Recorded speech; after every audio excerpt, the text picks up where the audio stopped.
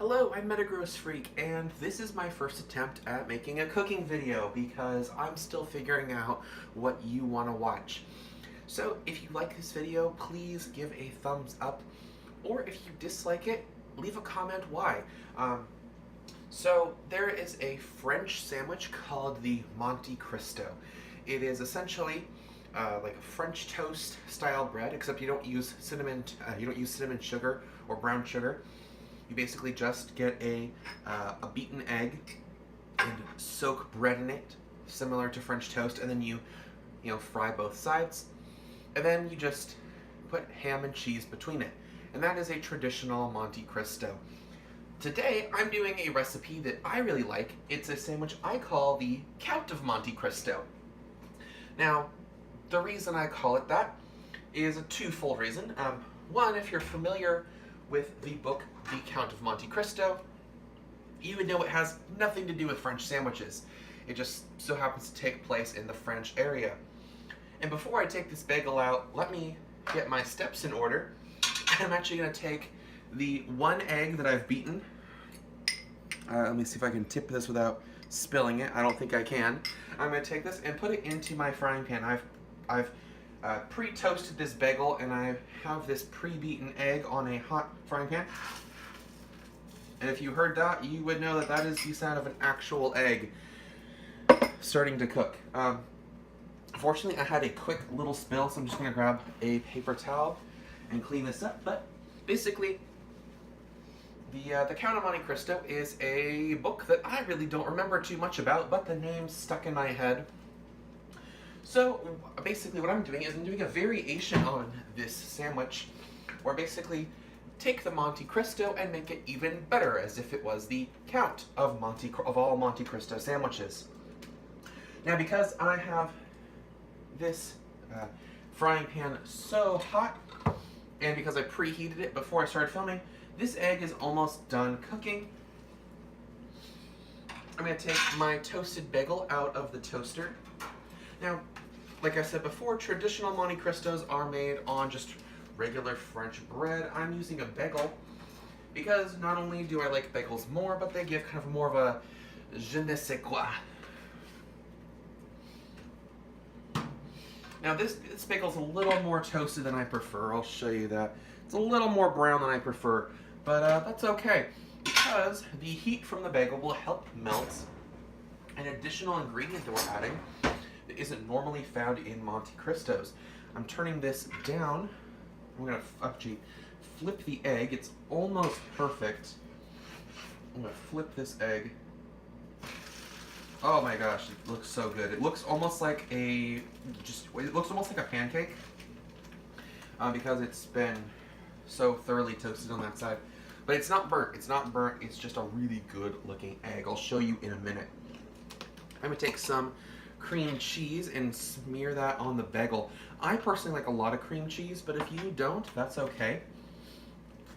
So this the cream cheese is going to add some extra texture to our sandwich, which would normally not have cream cheese. And it's also going to help kind of smoothen up that crunchy bread that we had since the bagel's a little over toasted. And that'll get nice and smooth from the heat of the bagel. And if it doesn't, worst case scenario, just microwave it for maybe 15 seconds, 20 at the most. We don't want it to be runny.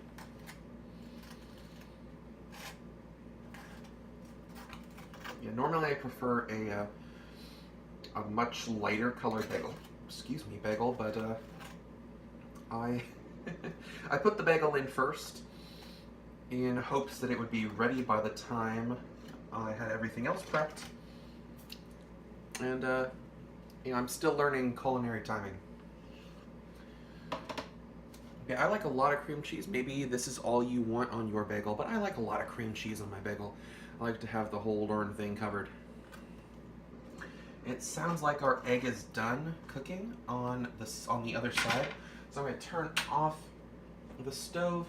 Looks like it's starting to kind of get some wisps of smoke, so I hope it didn't burn on that side. Again, this is my first time doing this live, and so thank you all to those of you who've been watching for the 5 minutes.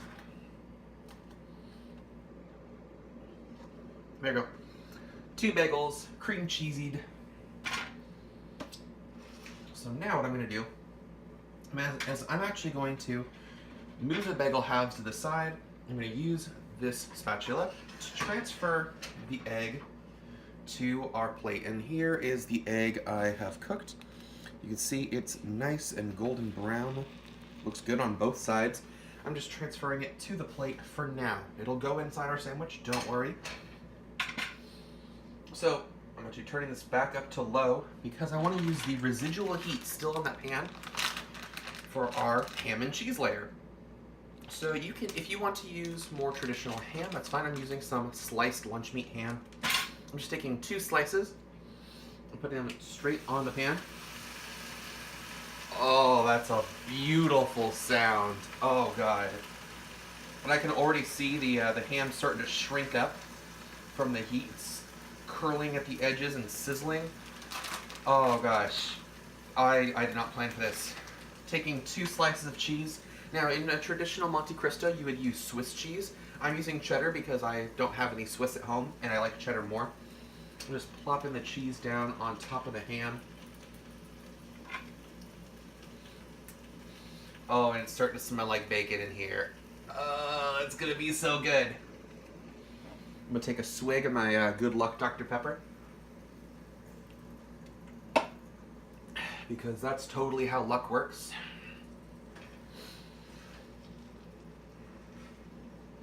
Okay, my cheese is starting to melt, which is a very good sign. Fortunately, my frying pan's a little too small for the individual slices of cheese. That's perfectly fine. I'm going to try to split this up a little bit.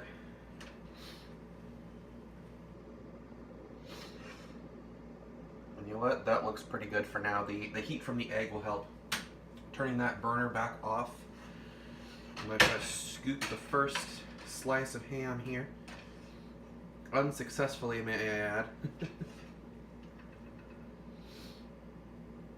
Nope. But you can see it does have some melted cheese on it. Look at that. I'm going to put that down, the ham directly down on top of our cream cheese bagel.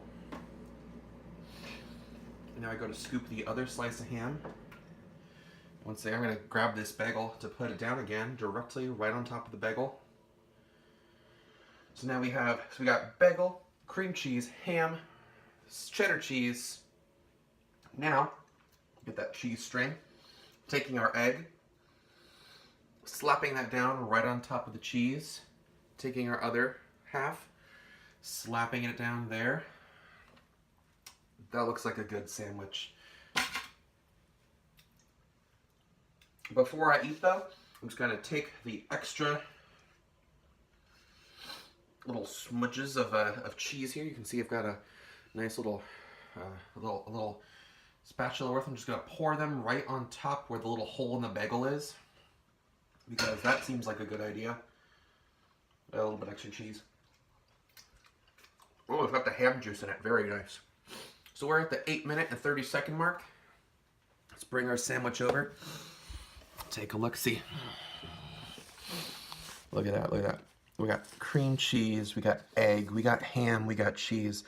Nice toasted bagel. This is so beautiful. I'll pick this up, grab our little cheese glob that's been chilling out. Now for the big finale, the big bite.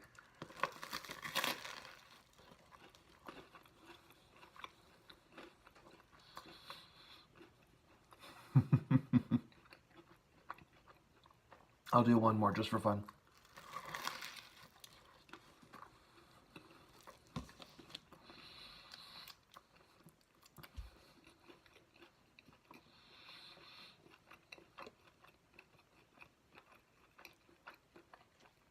Showing this chewing in real time so you know it's good.